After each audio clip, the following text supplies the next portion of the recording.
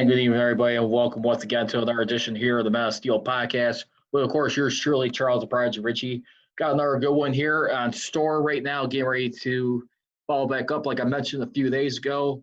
Getting ready to go over some position rankings by not only ESPN, but The Athletic here momentarily.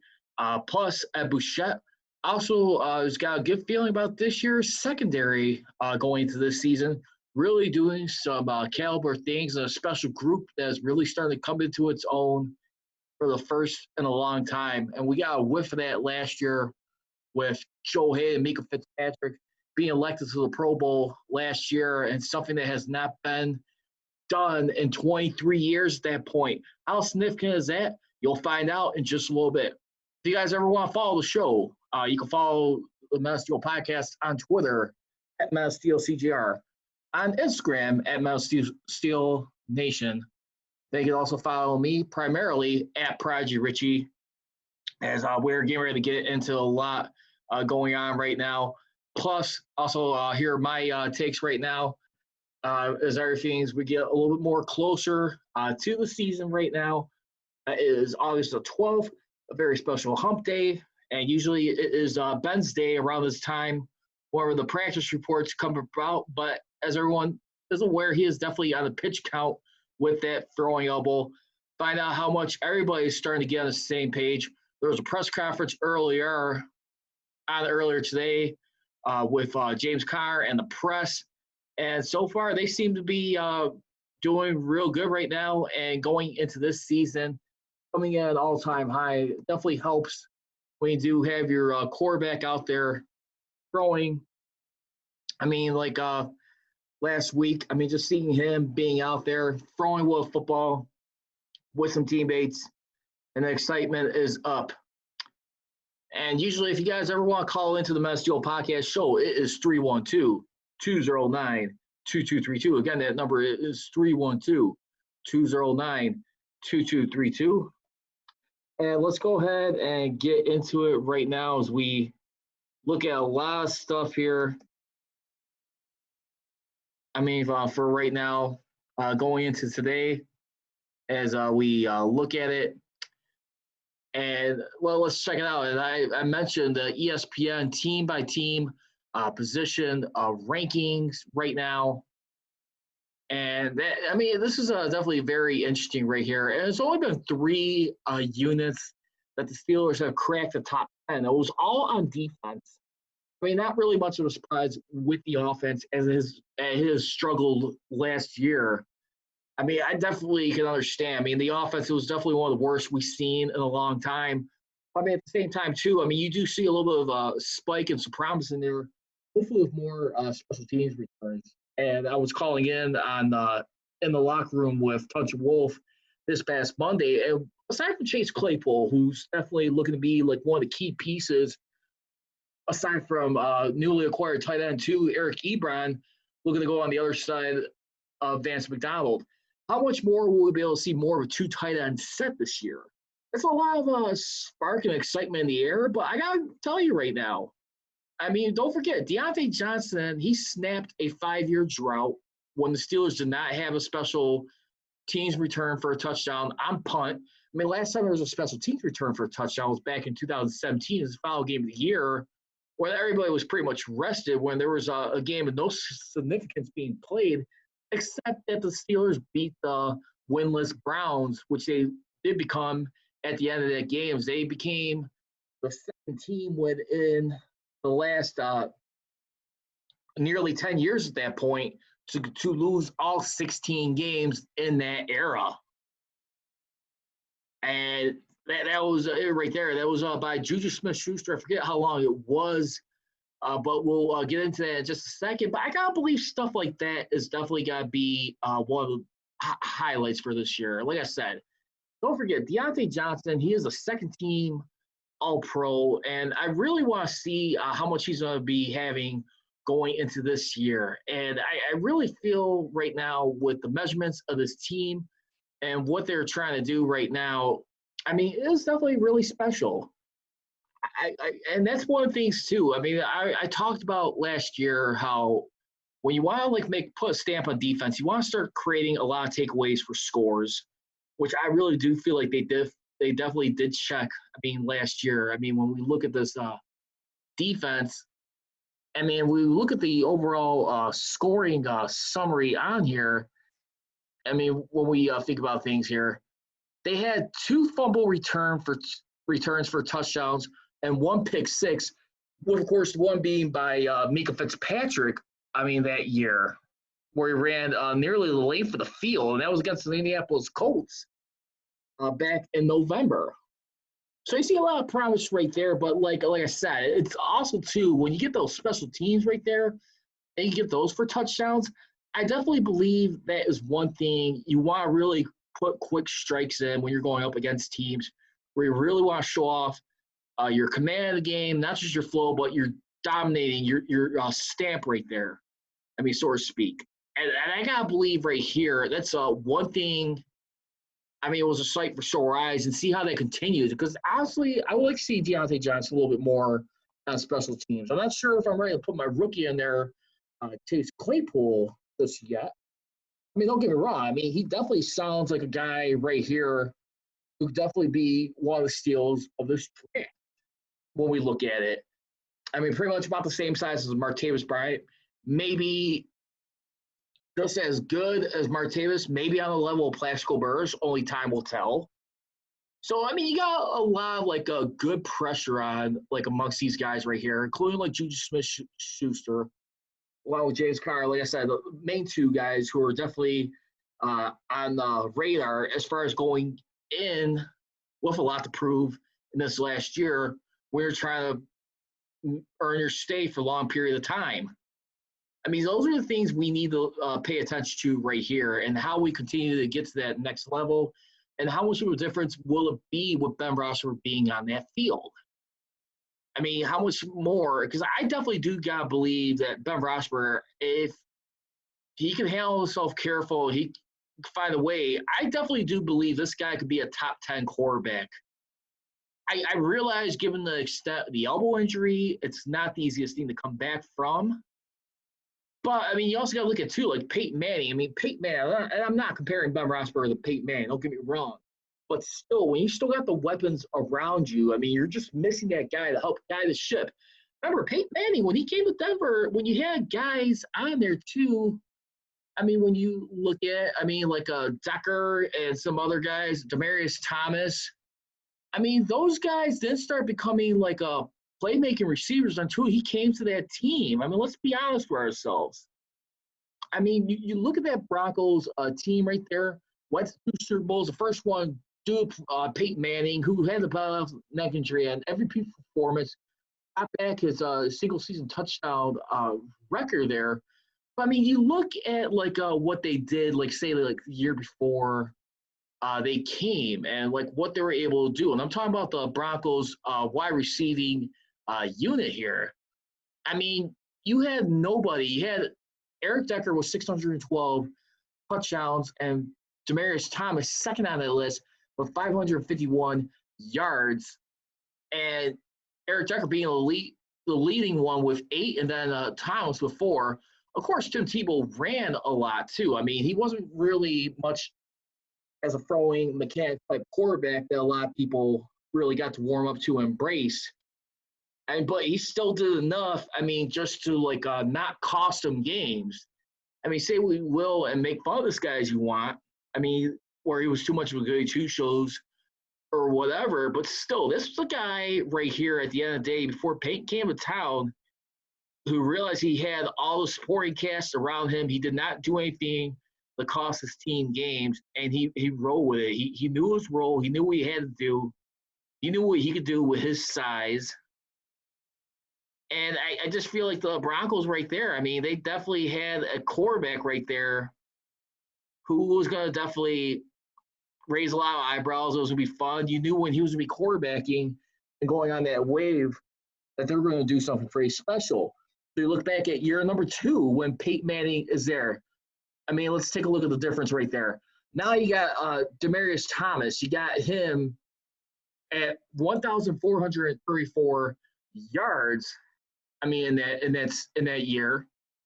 And like I said, you look at back like the year before where he had 551, he had about over 900 more yards practically the next season. And then you look at a guy like Eric Decker, who was like your leading reception yards leader, I think the year before in that. And we take a look at it right there. Eric Decker, he adds like about almost like another 400 more yards on his career right there. And there you have it. So, I mean, it just goes to show you right there. I'm not saying Ben is Peyton Manning, but again, those who continue to remind people how much of a difference that quarterback could really make as far as like being the guiding force and people you can rally around. Someone you know that is going to put you in good situations. I mean, granted, Ben is not always the most stable of guys would take care of the ball. Like protecting the ball from being turned over. I realize that. But at the end of the day, one thing you cannot deny with Ben Roethlisberger, he is still a guy who likes to go in there, play motivated. I mean, he'll lay it all on the line.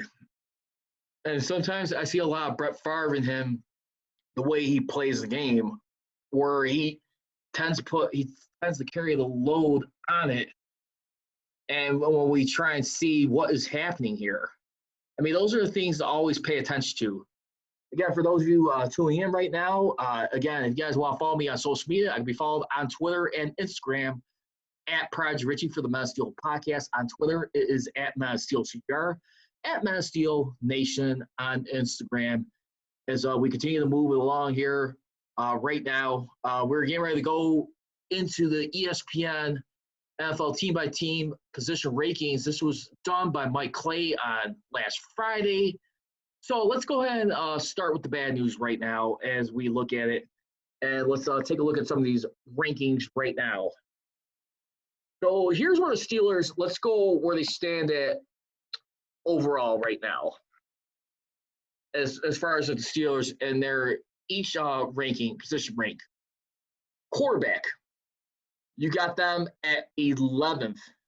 Running back at 31st. Wide receiver at 14th. Tight end at 17th.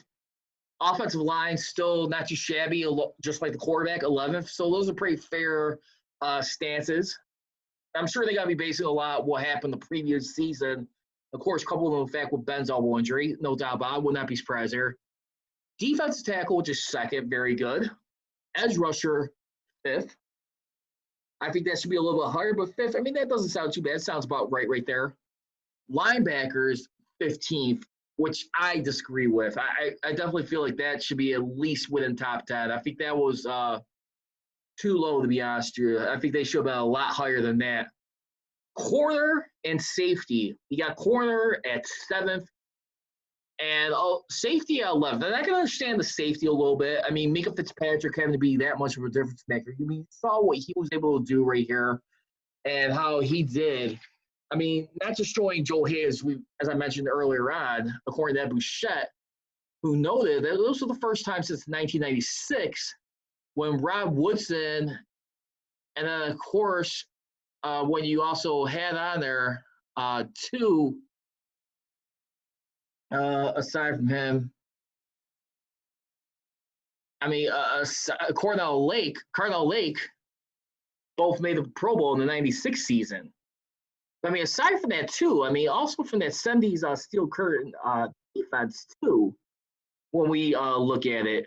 I mean, in 1976, don't forget the Steelers did have 4 people, which is, I think, arguably the most they ever had in their franchise history. You had 2 corners on there with Mel Blount, J.T. Thomas. Don't forget, Mel Blount was the 1975 Defensive Player of the Year not too long ago from that. Then, of course, you had J.T. Thomas and safeties Mike Wagner and Glenn Edwards. I mean, and you saw, like, right there, too. I mean, that was, like, one of the things special about that defensive unit. I mean, the way they were creating turnovers, too, aside from, like, getting pressure on the quarterback and, like, their team sacks. But, I mean, that was definitely one of the things they were special in right there. Because if you think about it, too, I mean, as good as a guy like Mel Blount was, he frustrated everybody else in the league, more particularly Don Shula, where they wanted to try and slow down the way corners were dominating receivers at the line of scrimmage.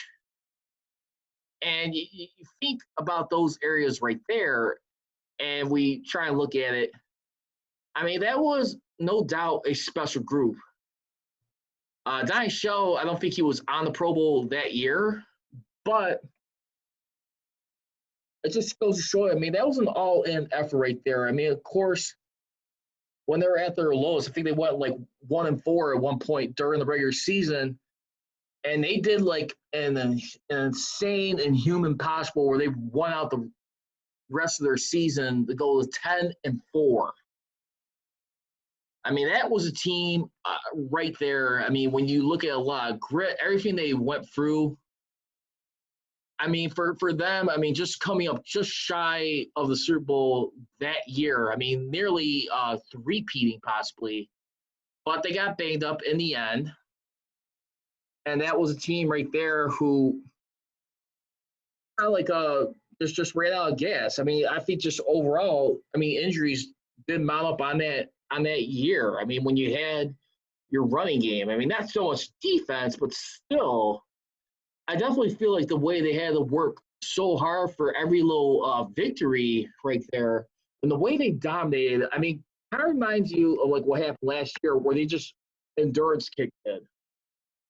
And that probably explains why they lost by 17 points in the AFC Championship game against John Madden and the Raiders, which they finally got back to the Super Bowl, and this time did not come runner-up. I mean, that year they only had one loss that year, and they were without the services of Franco Harris and Rocky Bleier in that AFC Championship game. So you just start to wonder, I mean, how much more these guys are willing to take right now. I mean, with a sledgehammer going into this year, and just like the Tampa Bay Buccaneers did in 2002, pound that rock right now, because this is the time right now where you got a team where you got to really capitalize on this. Now let's get to the offense. The offense, let's go by one by one. So like I said, in case anyone tuning in, the top three that the Steelers positions they were in, it was defensive tackle, which was second.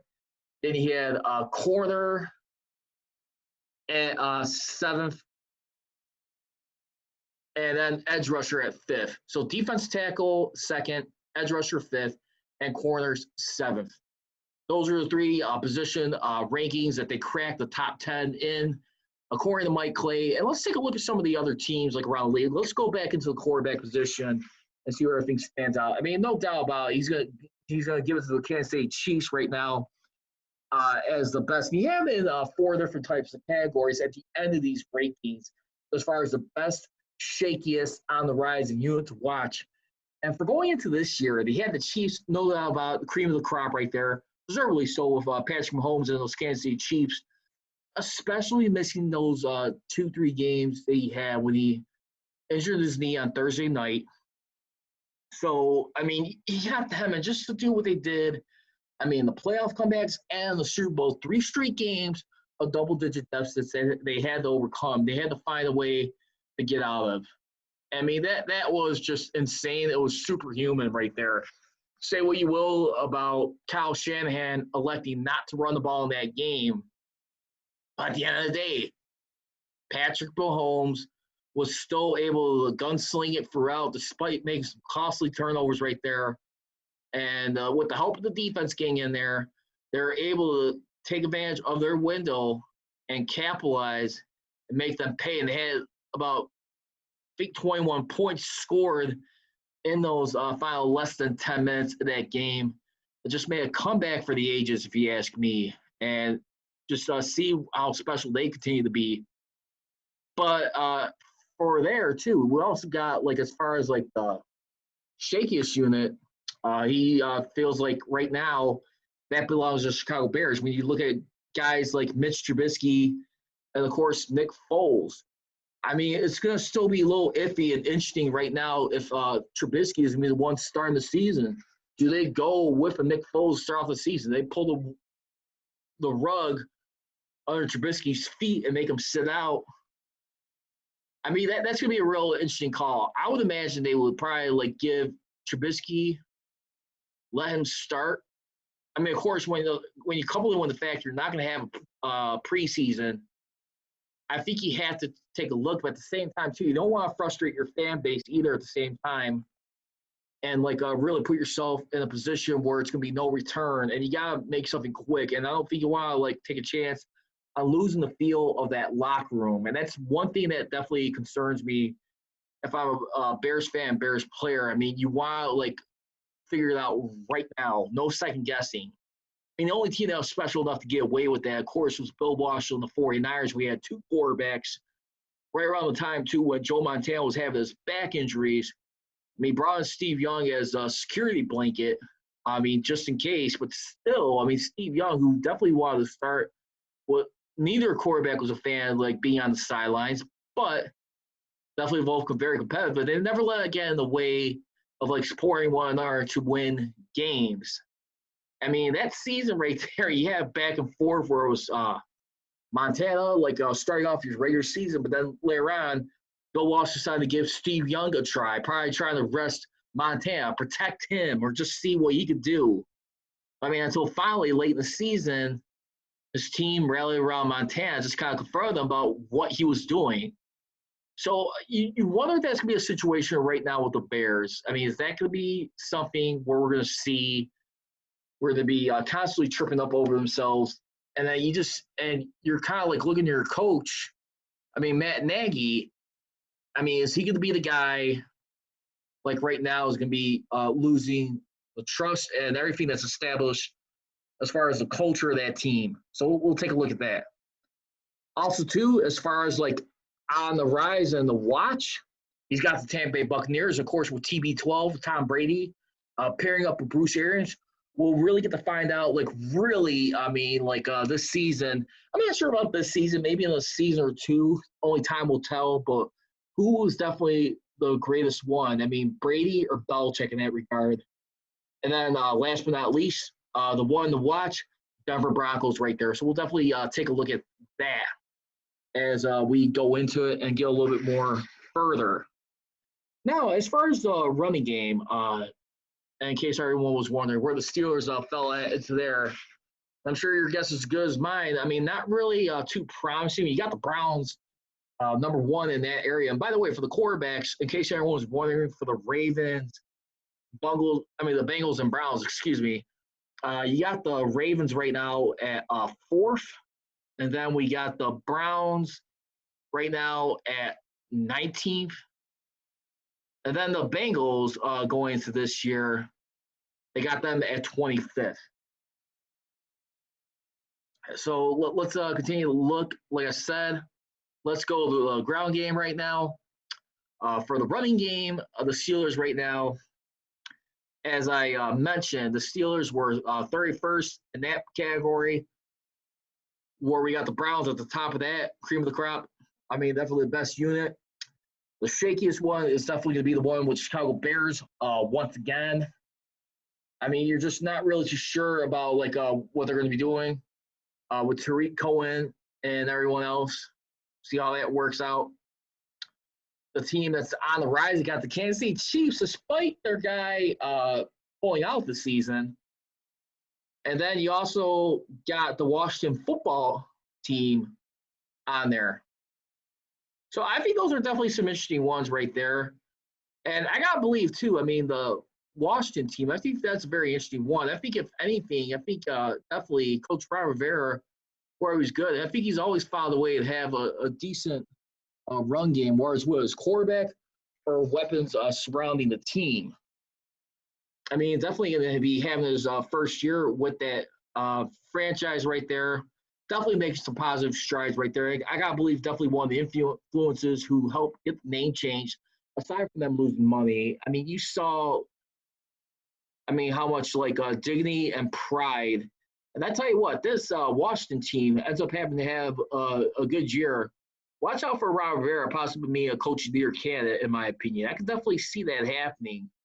I mean, they got a long ways to go, but at the same time, too, the NFC East, I can see that being a wide open division for this year as we take a look at things for stuff that's going to be under the scope, end quote. And let's see what happens in those regards. Now let's go over to the wide receiver. Once again, we got the Pittsburgh Steelers in this group. They are 14th in that category, which is not too bad. I mean, as everyone thought maybe. I mean, yeah, he did struggle. I mean, Juju Smith-Schuster, I was definitely like a shell of himself. Obviously, for the last few years that he had when he had Antonio Brown alongside him. But then again, with a healthy Ben Roethlisberger too. So I gotta believe this is gonna be a year. I expect Schuster to really have a comeback year. To be honest with you, I wouldn't be surprised if he snaps up. We could probably see him in the neighborhood between 800 to over 900, close to 1,000 yards receiving. Because I really believe he could definitely become that.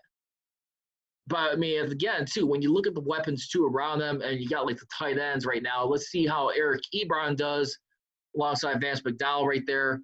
I mean, this has been a long time where the Steelers have been having to really try and figure out and fill the voids of a guy like Heath Miller, who retired at the end of the 2015 season. I mean, this guy right here, I mean, I think they definitely tried struggling over the years where you had guys like Darius Green, Jesse James. I think Vance McDowell has been a solid one. There's a lot of times where he hasn't just been able to be available for a lot of games, unfortunately. I mean, he's still definitely one of those cool team supportive guys at the end of the day that you'd like to have on your team and someone you could rally with. And, I mean, he's definitely a guy's guy on that team. But, I mean, the question is, I mean, what's it going to really be that kind of help take some of the pressure off those receivers? Because if anything, tight ends are just as important as wide receivers. Definitely help ease the pressure off to help get some tight yards right there and help open things up in the playbook and the offense. You always want to have like some sort of establishment right there aside from running game. I mean, at the end of the day, too, just like running backs, that can help you block. So I got to definitely believe the tight ends, we're going to see them on the rise. Because right now, according to Mike Clay of ESPN, for the tight end positions, I mean, with that, and by the way, in case anyone was wondering who was number one in the wide receiver, before we go any further, you got the Dallas Cowboys as the best group. The shakiest one will be the Washington NFL team. On the rise, you got the Arizona Cardinals right there. I can understand that with DeAndre Hopkins being on there this year, no longer being with the Texans. And then the team to watch would be the New England Patriots, which I would definitely have to say that's an interesting one, especially now you got your guy Tom Brady going over to the Tampa Bay Buccaneers.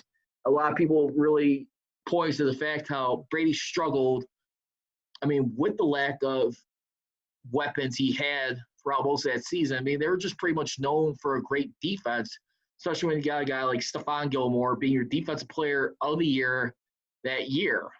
And right there, I got to say, the Patriots, I mean, a lot of their guys opting out, that's going to be an interesting one right now. And I definitely do feel like, because I was hearing this on First Take yesterday, who's got a lot more pressure in their first year between Cam Newton and Tom Brady.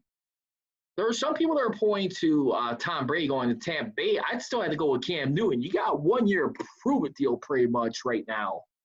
I mean, we had to sign a cheap deal. I mean, who knows? I mean, I'm sure he'll be able to make the preseason. I'm not anticipating paying this guy to be cut. This is still a guy who's a legitimate former NFL MVP, number one overall pick, and can still be dynamic. He's just definitely been hurt a lot last year. He has been consistent with completing a lot, like 60% of his passes on a consistent basis. I mean, when we look at things over here and what this guy has been trying to bring to the table. So moving along, looking at the tight end group right now, we got the Philadelphia Eagles as the best group, shakiest being the Washington NFL team. On the rise, they got the Browns, and you have to watch the New York Jets. Jets. That I definitely feel like it could be interesting right there too. And I mean, when you look at a former Steeler too, like Le'Veon Bell, I mean, how much he's going to be feeling pumped up right there. Second go around with that team right there.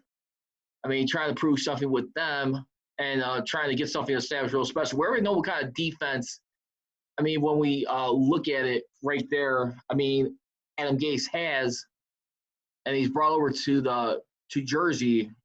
But I mean, how much more we're going to see with that offense being on the rise? I mean, how much they could light up?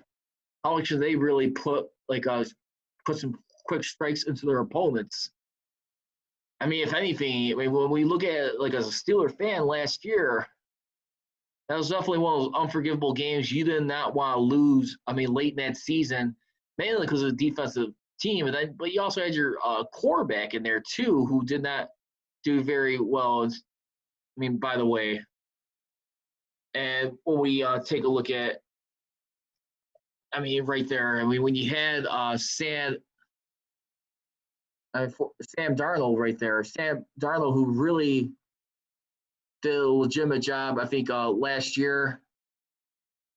I mean, when we look at it and playing that team, I mean, he still threw for 3,024 yards, still had an ugly season some ways. I mean, touchdown interception ratio still needs to be improved, 19 touchdowns and 13 picks. But at the end of the day, I mean, when you look at like what he had to do, I think in that contest, I mean, that day, I mean, that Week 16 matchup and what they were trying to figure out for that team right there. Definitely do feel like right now, I mean, this is a guy right here who's had a lot of stuff riding on him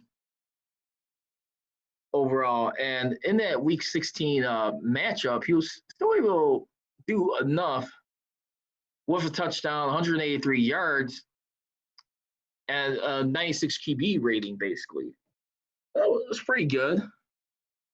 But it was definitely the defense where they got their tails whipped around. I mean, let's not kid ourselves in that regard. So let's continue to look at some more stuff right now here. Also, too, let's get back into it. Let's move along. Offensive line unit right now. Pittsburgh Steelers in that regard. Now, this is the interesting thing right now.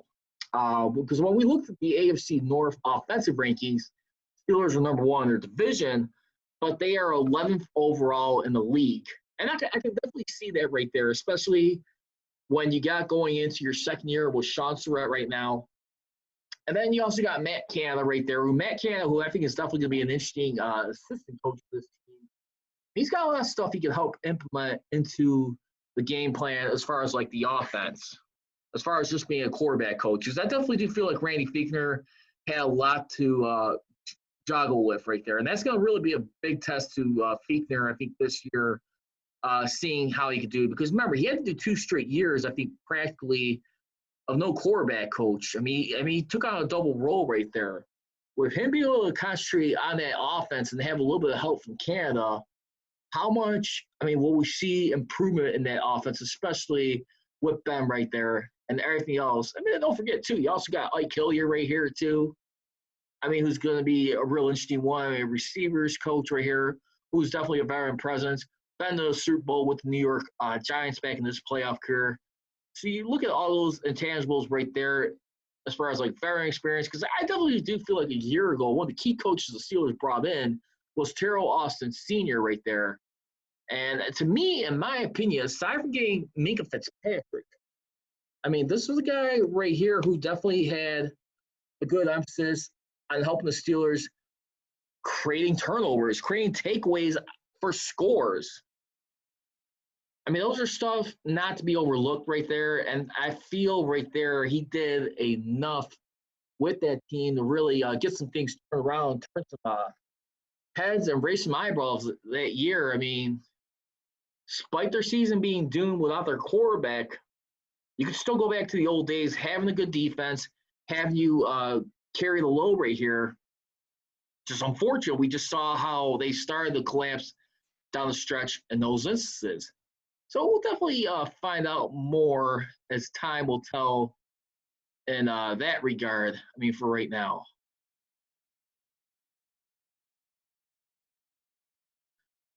Also, and we already know about the defensive tackles right there. I mean, just again, I mean, leading the league in sacks, I mean, last year, I mean, when you look at everything with this defensive unit, I mean, when we take a look at it, a team who's had 54 sacks in that year and what they're able to do. And the question would be, too, will they be able to finally get 4 straight years of sacks of 50 or more? And I think they definitely got a real good, solid chance of that. Granted, everyone is able to stay healthy, but still, I mean, the only ones that came close to them was really like the Panthers, who just missed it by 1 sack shy of them. And that's where we stand at with that. And everyone is aware about the edge rushers. The edge rushers for the Steelers, they are ranked fifth in that one. And then the linebackers, I definitely feel like could have been a lot better ranking. Not really too pleased with this one, 15th. Cornerbacks, you got them at 7th. And then last but not least, safeties at 11th. Now let's get ready to take a look at Bouchette, like he was saying too. Remember how he was saying that you haven't had a pair of a corner and safety go to the Pro Bowl since 1996. I mean, aside from Micah Fitzpatrick, Joel Hayden doing it this past year. And don't forget, too, that Steelers team, I mean, in that 2008 Super Bowl year, I mean, which, by the way, had a phenomenal year in their own right, definitely put a stamp as far as one of the great defenses of all time, I mean, in that year, when we look at it. And one of the biggest things on there, too, I mean, when we looked at it, the team in that season had about 20 interceptions, with Troy Polamalu leading the way as a non-defense back. At strong safety, had 7 picks in that year. I mean, the only other guys that came close in was Tyrone Carler with 3, Bryant McFadden with 2, Sean Townsend with 1, and James Harrison, Ryan Clark, Lamar Woodley, Ike Taylor, Lawrence Timmons, William Gay, each with 1 apiece in that one.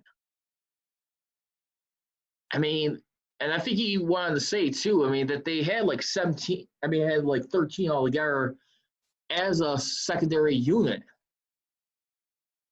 But, I mean, can this team right now be Super Bowl caliber? I definitely think so. I mean, they're definitely one of the only 3 teams who has not opted out of the season.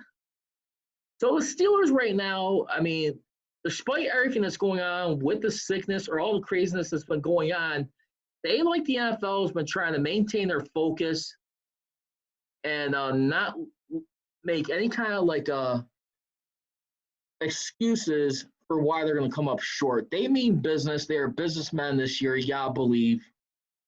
And definitely are going to be playing with chip on their shoulder. And we'll see how it all translates. I mean, like, deep in this. Because I got to believe, I think right now it's no excuse to at least, like, have no higher than a 11, possibly even 12-win season. They could be this good. As long as they find a way to just still mentally not make mistakes that's going to cost them in games. That's how I feel about that. That's going to do it for this edition here of the Mount of Steel podcast. I want to thank those of you for joining on real quick here. I got Aiden Nareen. Hope I'm saying that correctly. Thank you very much for joining. Sorry I could not bring you on. I was just a little thrown off prepping with my show. You always leave a comment next time. Maybe some other time if you guys ever want to do like interactions on camera with questions, we'll do that another time. I was just a little bit less prepared. I apologize for that. But again, if you guys want to catch me here on the Mount of Steel podcast, it is Mondays and Wednesdays, 6:30 p.m. Central Standard Time. And we definitely be talking stuff, all Steelers in the offseason right now, as we also march a lot more closer to the start of the regular season. For Charles Prodigy, Richey I, the Mount of Steel podcast, once again, follow me on social media, primarily on Twitter and Instagram at Prodigy Richey. For the Mount of Steel podcast on Twitter, it is at Mount of Steel CGR, and on Instagram at Mount of Steel Nation. As always, leave you. Don't be trolling, be rolling. I gone.